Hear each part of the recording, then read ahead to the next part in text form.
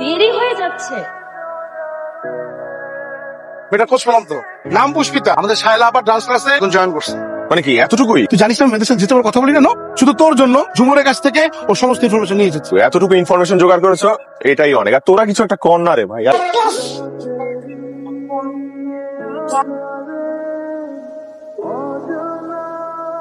না না না, বুঝতে পারছি না তো। এক্সকিউজ মি, ভিতরে যাব? কলেজে থাকতে মেয়েদের ক্লাসে উকি মারতি, মনে আছে? সেটাই তো আবার শুরু করে দিলি মনে হচ্ছে।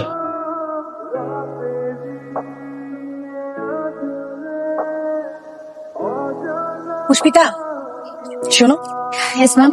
কাল রাতে ঘুমাওনি না? কিভাবে বুঝলেন? গল্পের বই পড়ছিলাম। তোমার সমান বয়স থাকতে আমি এমন করতাম। তুমি তো আমাদের দলের বেস্ট ডান্সার ছিলে। ম্যাম, আমি 4-5 বছর প্র্যাকটিস করি না, এখন কেমন যেন লাগছে। পরশুদিন তো দেখা হচ্ছে তাহলে। ম্যাম চলে যাচ্ছে। পরশুদিন দেখা হবে। হ্যাঁ, কিরে নায়িকা, সারা রাত ঘুমাসনি কেন? কার সাথে কথা বলছিস রাত জেগে? তোর মতো না, কারোর সাথে কথা বলছিলাম না, বই পড়ছিলাম। রুমে ঢোকার আগে আমি দেখলাম 3-4টা ছেলে উকি মারছিল।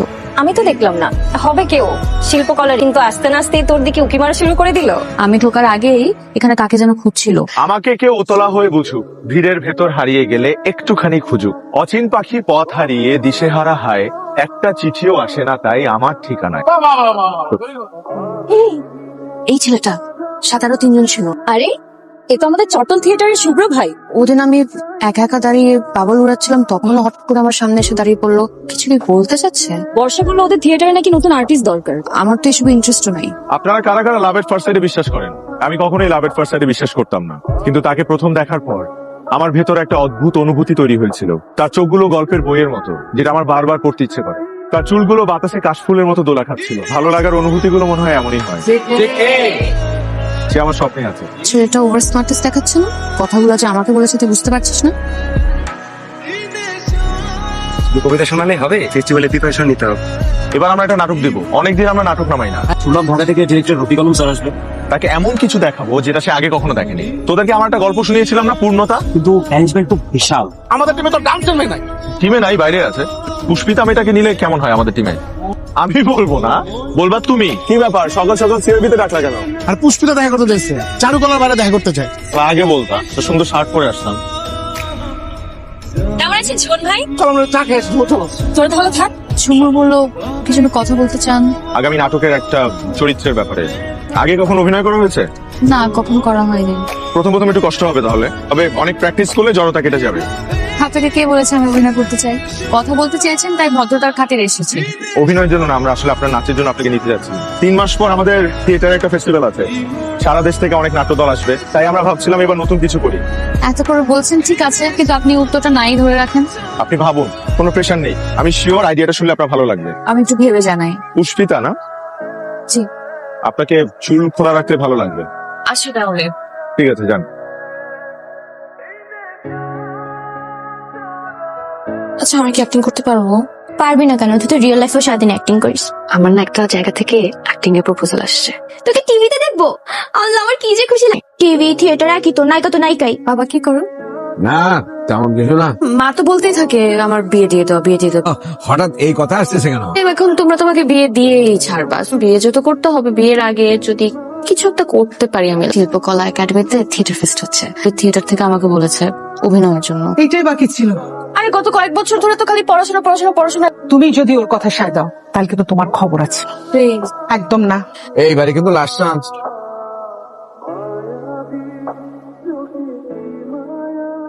কথা বলা যাবে? হ্যাঁ, অবশ্যই। আমি আপনাদের সাথে থিয়েটার ফেস্টে থাকতে চাই, ওয়েলকাম। কিন্তু আমার দুটো শর্ত আছে। মাঝপথে যদি আমার মনে হয় আমার এটা ভালো লাগছে না, তাহলে আমি বেরিয়ে যাব।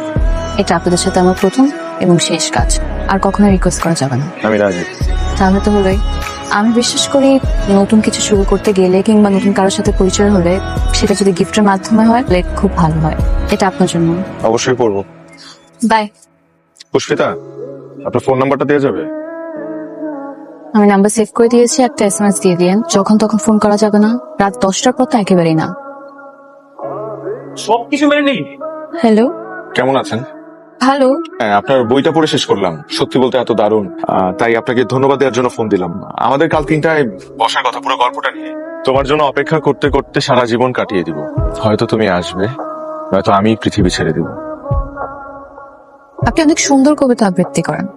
সব সময় এমনটা করেন নাকি কাউকে দেখলে মনে পড়ে যায়?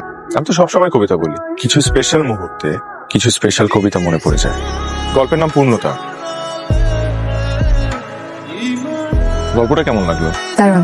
কাল তো অফ ডে, আমরা কি পরশুদিন থেকে রিহার্সাল শুরু করতে পারি? আমার খুব পছন্দের বই, আপনি অবশ্যই এটা পড়বেন।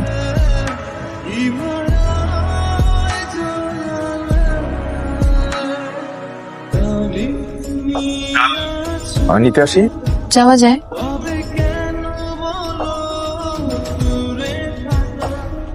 তাকিয়ে আছেন কেন? আচ্ছা, আমরা তুমি করে বলি না কেন? অনেকগুলো আপনির মধ্যে যাকে আলাদা করা যায় সেটাই তুমি। ভ্যারাইটি চাই, তাই তো? একদম এইভাবে বলবি, বাড়িতে কিছু বলতে যাবি না। ভাইয়া একটা কবিতা শুনতে চাই। হ্যাঁ, কবিতা শুন। ভালোবাসা মিষ্টি করে হাসে, ফুল মরিয়ে হাওয়ার মতো আসে, ছুঁয়ে দিয়ে রেখে যায় রেশ, তাকে ঘিরে বসে এক জীবনের সব গানের আসর, শুধু স্মৃতি বুকি নিয়ে কাটিয়ে দেওয়া যায় হাজার বছর। সত্যি কি তাই? ভালোবাসা ভিন্ন আমার চোখে। যে আমার, সে এক পলকের জন্য হারালেও আকাশ ঢেকে যাবে সুখে। ভালোবাসা এমনই, নিজের মানুষটাকে ছাড়া এক মুহূর্তেও থাকা যায় না। সত্যি করে বলো, তোমার বাসা কোথায়? আগ্রাবাদ। আগ্রাবাদ?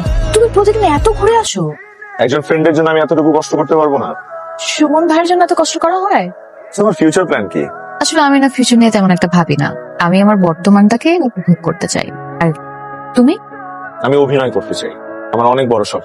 আমি একদিন অনেক বড় অভিনেতা হবো, সিনেমা করতে চাই। বেস্ট অফ লাক, তুমি একদিন অনেক দূর যাবে। আমার কি মনে হয় জানো, আমরা দুজন যদি একসাথে থাকি তাহলে অনেক দূর যেতে পারবো। মানে আমরা দুজন যদি একসাথে অভিনয় করি, আমরা খুব ভালো একটা জুটি হতে পারবো। রকি ভাইয়া, শুভ্র কই? ও আসেই নাই। তুমি আসোনি আজকে? না, আজকে তো আমাদের প্র্যাকটিস নেই। সামনের সোমবার বাবা মার 25th অ্যানিভার্সারি, তুমি ইনভাইটেড। সোমবার বিকেল বিকেল চলে এসো। যদি প্রেমে পড়ে থাকিস পুষ্পিতাকে জানা। জানানো কি এতই সহজ? গত 1 মাস যাবত ভাবছি বইয়ের মধ্যে কিছু একটা লিখে দেবো, কলম থেকে একটা শব্দও বের হচ্ছে না। একজন পুরুষ তার শখের নারীর কাছে সবচেয়ে দুর্বল। পুষ্পিতাকে হারানোর ভয় কাজ করে আমার মধ্যে। মনের কথাটা বলে দে, ট্রেন একবার ছুটে গেলে ধরতে পারবি না। Hi, thank you for coming. ওই আঙ্কেল আন্টি কোথায়? আগে পরিচয় করে দিই, তারপর তোমাকে আমার ফেভারিট প্লেস নিয়ে যাবো। আসসালামু আলাইকুম আঙ্কেল। ওয়ালাইকুম আসসালাম। How are you? Fine, thank you. This is for you. Happy 25th anniversary. বাবা মাকে কিভাবে প্রপোজ করেছিল বলবো? একটা বইয়ের মধ্যে চিঠি দিয়ে। আমি যে বলছিলাম আমার ফেভারিট প্লেস এটা, ছোটখাটো ইউনিভার্স। সবকিছু ঠিকঠাক আছে, কিন্তু কিছু একটা মিসিং। চোখে ভেবে বলবো। একটা কোয়েশ্চেন করি, তুমি কখনো প্রেম করোনি? কলেজে একটা মেয়েকে ভালো লাগতো, তারপর বেশি দূর আগায়নি। হয়তো ভালোবাসা প্রমাণ করতে পারিনি তাই। ভালোবাসা প্রমাণ করতে হয় না, উপলব্ধি করতে হয়।